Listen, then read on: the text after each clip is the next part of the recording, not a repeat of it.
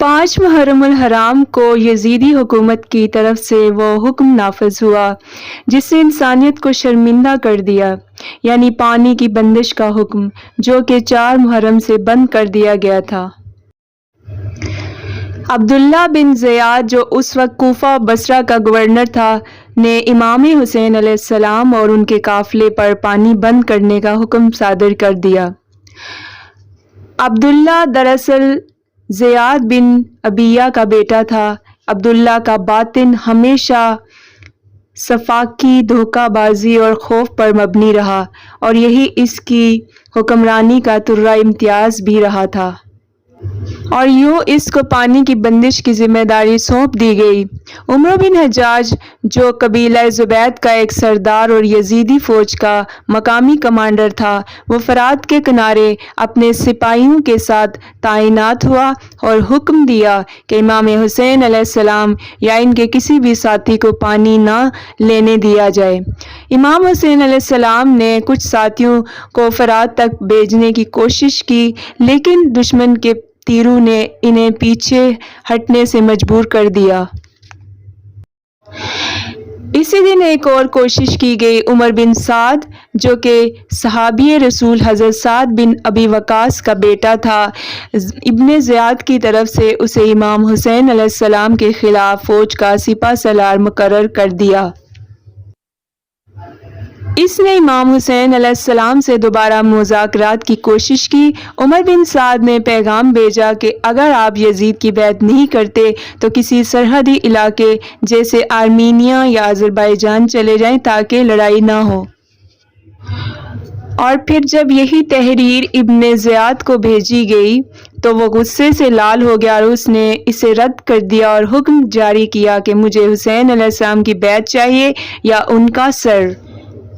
اسی روز یزیدی لشکر کے کیمپ میں ایک اور منحوس چہرہ داخل ہوا، شمر۔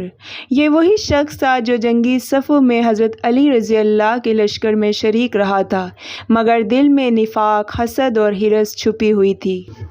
عبداللہ بن زیاد نے شمر کو ایک خط دے کر روانہ کیا تھا جس میں لکھا گیا تھا کہ اگر عمر بن سعد نرمی دکھائے تو قیادت شمر سنبھال لے۔ شمر کی آمد کے بعد یزیدی لشکر کی فضا میں مزید درندگی آ گئی۔ اس نے آ کر عمر بن سعد پر دباؤ ڈالا کہ حسین کو اب مزید وقت دینا خیانت ہے۔ یہی شمر تھا جو بعد میں امام حسین علیہ السلام کے جسم اطہر پر آخری ضرب لگائے گا۔ یزیدی صفوں میں دیگر افراد شامل ہو چکے تھے۔ قیس بن اشعث کندی جو قبیلہ کندہ کا سردار اور کوفہ کا سیاسی مکار مانا جاتا تھا، اس کی سازشوں کا دائرہ حضرت علی رضی اللہ کے زمانے سے چلا آ رہا تھا۔ اسی طرح شیث بن ربیع جو پہلے حضرت علی کے ساتھ رہا، پھر کوفہ کے فتنے میں شریک ہو کر ابن زیاد کا درباری بن گیا۔ 5 محرم الحرام کو امام حسین علیہ السلام نے خیموں کے گرد حفاظتی خندق کھدوائیں۔ روایت میں یہ بھی آتا ہے کہ بعض جگہوں پر آگ بھی جلائی گئی تاکہ رات کے اندھیرے میں دشمن کا حملہ روکا جا سکے۔ امام جانتے تھے کہ جنگ قریب ہے، مگر وہ دفاع مکمل کر کے اپنے رب پر توکل کیے ہوئے تھے۔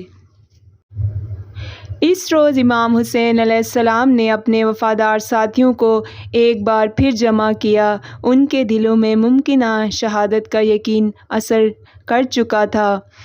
امام علیہ السلام نے فرمایا کہ دشمن صرف مجھے چاہتا ہے، تم میں سے جو جانا چاہتا ہے جا سکتا ہے، مگر کسی نے پیچھے ہٹنے کا نام نہ لیا۔ حضرت مسلم بن اوسجا اور حضرت زبیر بن کین نے بیک زبان کہا، اے فرزندان رسول، اگر ہمیں قتل کر دیا جائے اور پھر زندہ کیا جائے، پھر جلا دیا جائے اور یہ عمل 100 بار دہرایا جائے، تب بھی ہم آپ کا ساتھ نہ چھوڑیں گے۔